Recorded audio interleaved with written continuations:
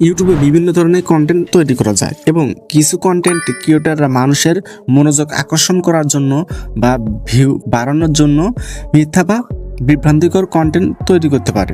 এই ধরনের কন্টেন্ট মানুষকে বোকা বানানোর জন্য বিভিন্ন কৌশল ব্যবহার করতে পারে, যেমন ভুয়া তথ্য দেওয়া। কিছু কন্টেন্ট ক্রিয়েটররা ইচ্ছাকৃতভাবে ভুয়া তথ্য দিয়ে মানুষকে বিভ্রান্ত করতে পারে। এটি হতে পারে রাজনৈতিক, সামাজিক বা অর্থনৈতিক বিষয় সম্পর্কে। ক্লিক বাইট টাইটেল এবং থাম্বনেল অনেক সময় অতিরঞ্জিত বা মিথ্যা টাইটেল এবং থাম্বনেল ব্যবহার করে মানুষকে ভিডিও দেখতে প্রলুব্ধ করা হয়।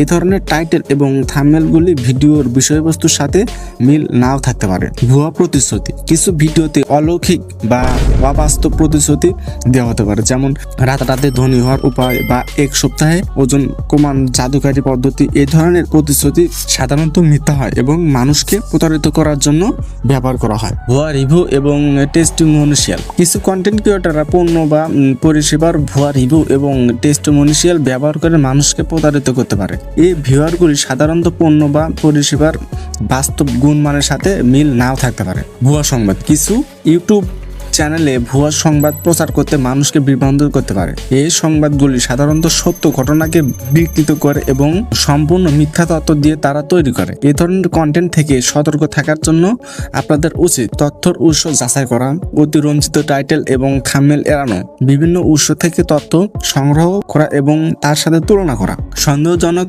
কন্টেন্ট রিপোর্ট মারা। ইউটিউবও এই ধরনের কন্টেন্ট এর বিরুদ্ধে কিন্তু ব্যবস্থা নেয় এবং ব্যবহারকারীদের রিপোর্ট করার সুযোগ দেয়। তারা সচেতনতা এবং সতর্কতা এই ধরনের প্রতারণা থেকে আপনাকে বাঁচাতে এবং তার থেকে রক্ষা হতে আপনাকে সাহায্য করে।